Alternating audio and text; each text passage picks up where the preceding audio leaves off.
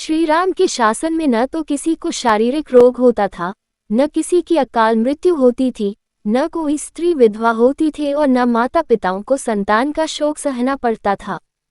सारा राज्य सब प्रकार से सुख संपन्न था। इसलिए कोई व्यक्ति किसी प्रकार का विवाद लेकर राजदरबार में उपस्थित भी नहीं होता था। किंतु एक दिन एक कुत्ता राजद्वार पर आकर बार बार भौंकने लगा। उसे अभियोगी समझ राजदरबार में उपस्थित किया गया। पूछने पर कुत्ते ने बताया, प्रभु, आपके राज्य में सर्वार्थ सिद्ध नामक एक भिक्षुक है। उसने आज अकारण मुझ पर प्रहार करके मेरा मस्तक फाड़ दिया है, इसलिए मैं इसका न्याय चाहता हूँ। कुत्ते की बात सुनकर उस भिक्षुक ब्राह्मण को बुलवाया गया। ब्राह्मण के आने पर राजा रामचंद्र ने पूछा, विप्रवर, क्या आपने इस कुत्ते के सिर पर घातक प्रहार किया था? यदि किया था तो इसका क्या कारण है? वैसे ब्राह्मण को अकारण क्रोध आना तो नहीं चाहिए। महाराज की बात सुनकर सर्वार्थ सिद्ध बोले, प्रभु, ये सही है कि मैंने इस कुत्ते को डंडे से मारा था।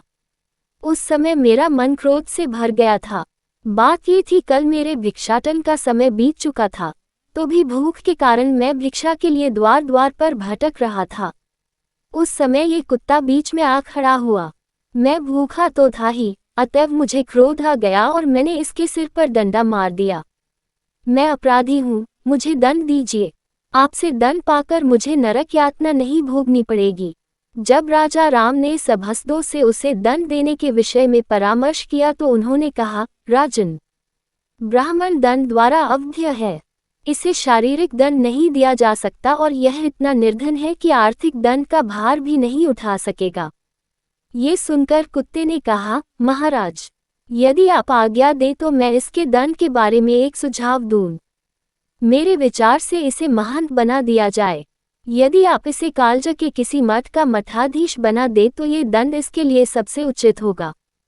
कुत्ते का सुझाव मानकर श्रीराम ने उसे मठाधीश बना दिया और वह हाथी पर बैठकर वहां से प्रसन्नतापूर्वक चला गया।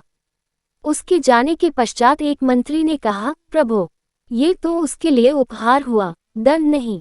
मंत्री की बात सुनकर श्रीराम ने कहा, मंत्रीवर, यह उपहार नहीं, दंड ही है। इसका रहस्य तुम नहीं समझ सके हो। फिर कुत्ते से बोले, श्वानराज, तुम इन्हें इस दंड का रहस्य बताओ। राघव की बात सुनकर कुत्ता बोला, रघुनंदन, पिछले जन्म में मैं कालज के एक मठ का अधिपति था। वहां मैं सदैव शुभ कर्म किया करता था, फिर भी मुझे कुत्ते की योनि मिली।